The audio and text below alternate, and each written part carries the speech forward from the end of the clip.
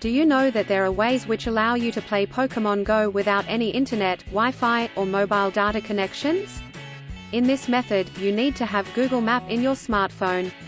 Here are step-by-step guidelines to download your location and play Pokémon without the internet. Before we begin, please hit the subscribe button for more updates and upcoming videos. Enable your Wi-Fi or mobile data connection. Open Google Maps in your device, and tap on Menu. Tap Offline Area. Press plus sign at bottom right. Select your area by zoom in, zoom out. Tap on Download. Give name of your offline area, and press Save. The map will be downloaded in your phone.